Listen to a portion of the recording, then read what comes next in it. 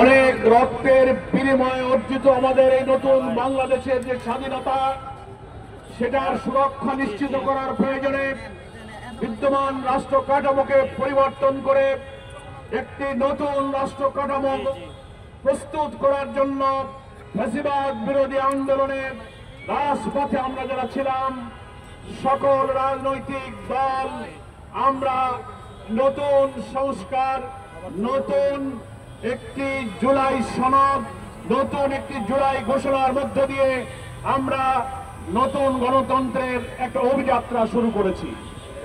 কিন্তু আমাদের সেই দাবি আদায়ের পথে অনেক ষড়যন্ত্র, দেশি বিদেশি নানান চক্র এখন সক্রিয় হয়ে উঠেছে।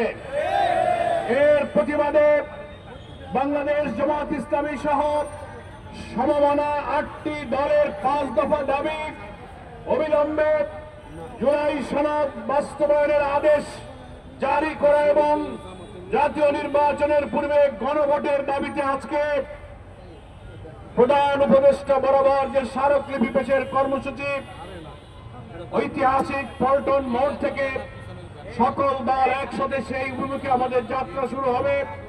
তার পূর্বে আজকে জামাত ইসলামের এই মিছিল পূর্ব সমাবেশে সভাপতিত্ব করছেন মহানগরী জামাতের সংগ্রামী আমির জননেতা নুরুল ইসলাম বুলবুল।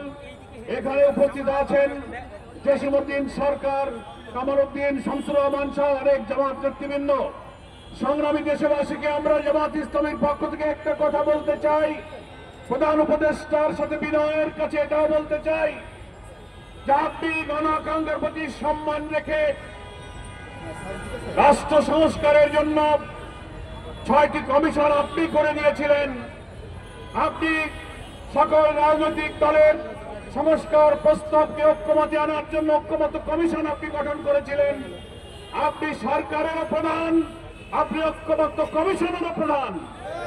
ঐক্যমত্য কমিশন দীর্ঘ কয়েক মাস চেষ্টা করে জামাত সহ সকল রাজনৈতিক দলের চেষ্টায় জুলাই সনদ যা তৈরি করা হয়েছে সেই সংস্কার প্রস্তাব বাস্তবায়নের দায়িত্ব ঐক্যমত্য কমিশনের প্রধান হিসেবে, সরকারের প্রধান হিসেবে আপনার কাছে সেগুলো পেশ করা হয়েছে। এখন দায়িত্ব হচ্ছে আপনার কোন রকম বিলম্ব এবং ষড়যন্ত্রের সুযোগ না দিয়ে অবিলম্বে জুলাই সনদ বাস্তবায়নের আদেশ আপনি এক্ষুনি জারি করুন এবং জাতীয় নির্বাচনের আগে নভেম্বরে আপনি গণভোটের মধ্য দিয়ে এই জুলাই সনদের আইনি ভিত্তি দেওয়ার কাজটা আপনি সূচনা করতে পারেন। যদি আপনি তা না করেন তাহলে আপনি জনগণের আকাঙ্ক্ষা পূরণের জন্য আপনি যে সম্মান অর্জন করেছেন এই দায়িত্ব আপনার, বলে এটা আপনি করতে না পারলে আপনার মর্যাদাকে আপনি নষ্ট করবেন। আপনার মর্যাদা, আপনার সম্মানকে অক্ষুণ্ণ রাখার প্রয়োজনে আপনি রাজনৈতিক দলকে এক টেবিলে বসার জন্য আহ্বান জানিয়েছেন। আমরা জামাত ইসলামীর পক্ষ থেকে আগেই ঘোষণা করেছি আমরা প্রস্তুত, রাজনৈতিক সংকট নিরসনে আমরা এক টেবিলে বসবো, কিন্তু সেখানে সরকারকে মধ্যস্থতার দায়িত্ব পালন করতে হবে। খেলায় দুটো দল থাকে কিন্তু একজন রেফারি লাগে, নাকি বলেন? আপনি রেফারির দায়িত্ব পালন করুন। আমরা সহনশীলতা, আমাদের মধ্যে নেগোসিয়েশনের দৃষ্টিভঙ্গি রেখে জাতীয় স্বার্থে আমরা অতীতেও ছাড় দিয়েছি। প্রয়োজনে সকলে ঐক্যমত্য হলে আমরা বৃহত্তর ঐক্যের মধ্য দিয়ে নির্বাচনকে ফেব্রুয়ারিতে সুষ্ঠু করতে চাই। কিন্তু আমরা সকল উপদেষ্টার নিরপেক্ষ ভূমিকা চাই। আপনি প্রধান উপদেষ্টা হিসেবে আমাদের আজকে যে স্মারকলিপি পেশ করা হবে, আমরা এখন 8টি দল একসঙ্গে এই দাবিতে আপনার কার্যালয় অভিমুখে যাত্রা করব। এর সঙ্গে আরো অনেক নতুন নতুন দল যুক্ত হওয়ার অঙ্গীকার করেছে।